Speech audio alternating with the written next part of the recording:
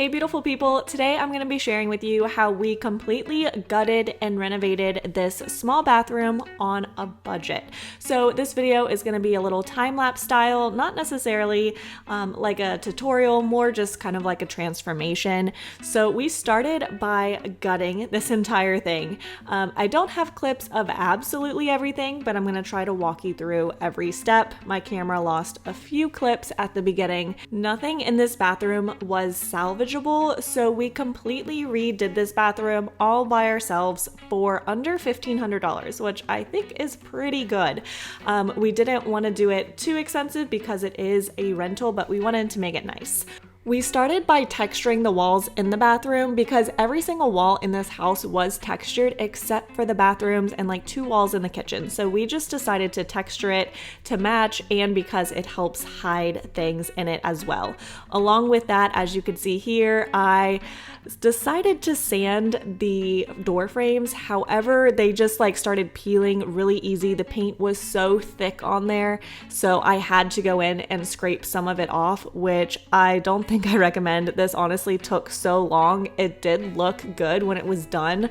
Like there was just a lot of nicks and a lot of just bad paint job on it. So the paint really did need to come off, but it took forever. So I'm trying not to do this on all the door frames in the house. We have lights in here and we didn't put the shades or the actual bulbs, just these placeholder ones until we actually are done doing some more demo to the tub so it doesn't make a mess. But now I could see what I'm doing. Oh gosh! What the heck? Did you know I was gonna do that? Pressurized. Andy also had to fix a lot of the plumbing issues in here.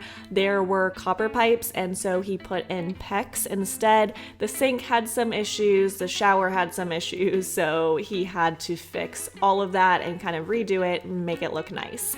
We also thought we were going to be able to salvage the tub and just clean it really well, but it was a no-go. They were gross, so we just bought a new tub, and we bought this shower insert from a liquidator store. It's a Next tile. They sell them at Lowe's for about $400, but we got ours at a huge discount. It was about $250, so really great price. And I thought it was really cool because it has a realistic kind of subway tile on it with real textured grout, or at least it feels kind of like real grout.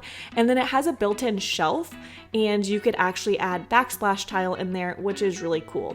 Now the insert, Andy did have some trouble installing this with the drywall around it, and also because we didn't have a ton of studs where they should have been in the bathroom or how they lined up right. So we ended up having to cut out a lot of drywall and do a lot of drywall repair with this insert, but it turned out pretty good. So somebody first off today bought the wrong tub. This tub out here. Luckily we could use this in the other bathroom. It's oriented to the right side. We needed a left side. And then the same somebody cut a hole upside down, but I figured out to fix this, we're just gonna mount a handheld shower head there, so I think that'll be fine. So ordered that, that's coming in.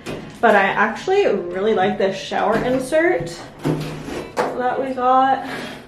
Like it actually looks pretty good. They have like even textured grout, and then it has a shelf here which we're going to put real backsplash tile in, so that'll look nice. But this shower insert did install directly to the studs, which is nice. We also needed to get a whole new shower assembly, so we went with a black theme for all the finishes in this bathroom.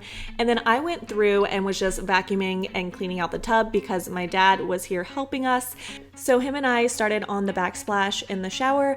That way Andy could work on other stuff. But anyways, I didn't realize actually how affordable tile could be, especially in a small bathroom. So this tile, it was a little more expensive because of the type it is, but for the whole bathroom, we only spent about $100 on tile, which I thought was really great, and I love how this turned out. With this insert, we were able to apply the tile just like you normally would with thinset and grout. There wasn't anything in particular we had to do. You could also use adhesive, the instruction says, which is also a great solution if you don't know how to install tile. It's really not that difficult, just kind of time consuming. And with the shelf and the kind of cutout, it did make the angles a little hard to get into.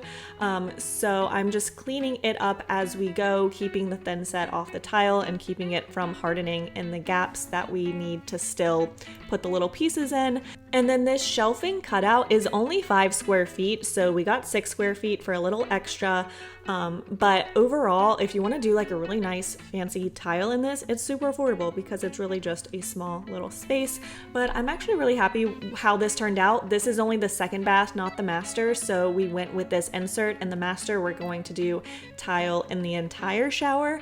But I think this is a really good affordable solution that still looks really nice and clean.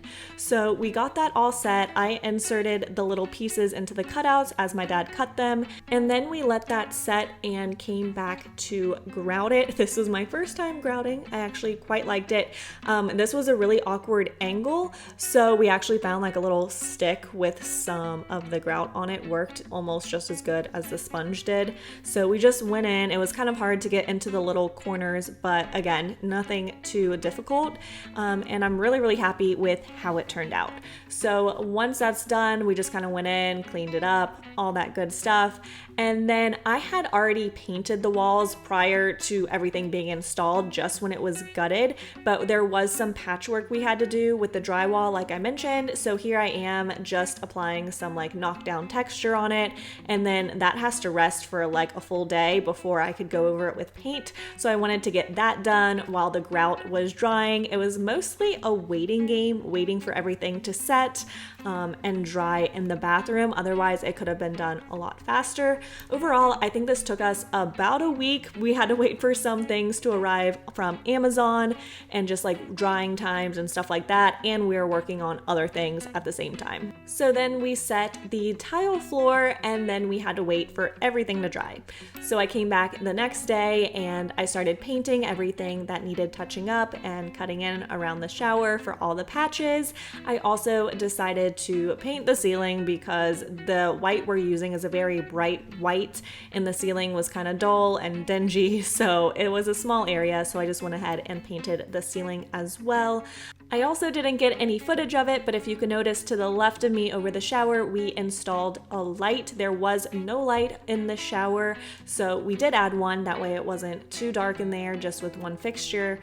So Andy did that, and then we went ahead to grout the floor. So luckily with these big tiles, you could still walk on it if you just avoid the grout. So we managed to get still quite a bit done after we grouted this. I'm also really glad we went with the larger tile. I love the look of it, and it just makes for really easy work.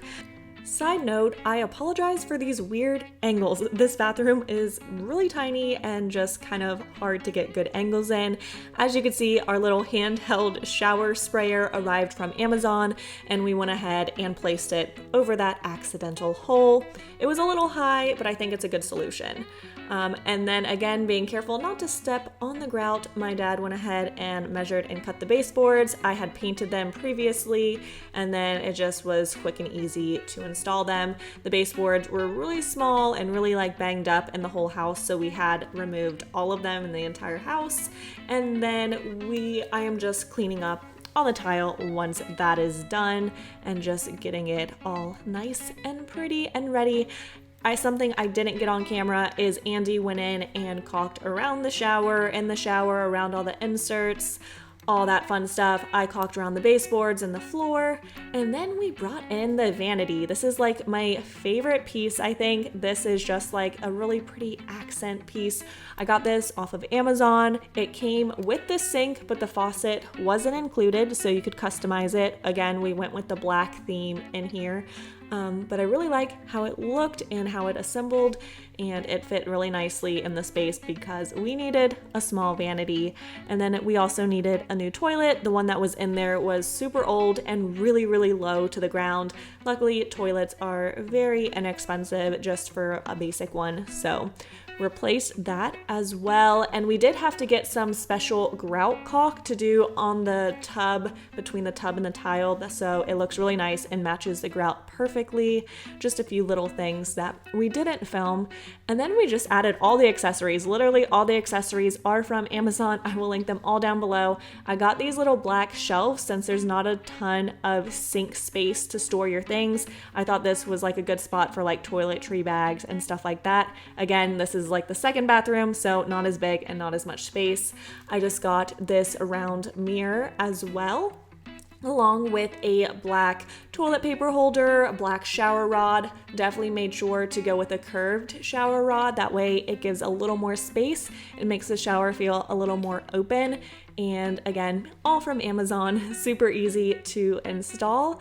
And then I just got some black towel holders as well. And that just kind of finishes everything up. The shower curtain is a little long. I have to return this and get a shorter size, but you could see next to me, those are the towel hooks.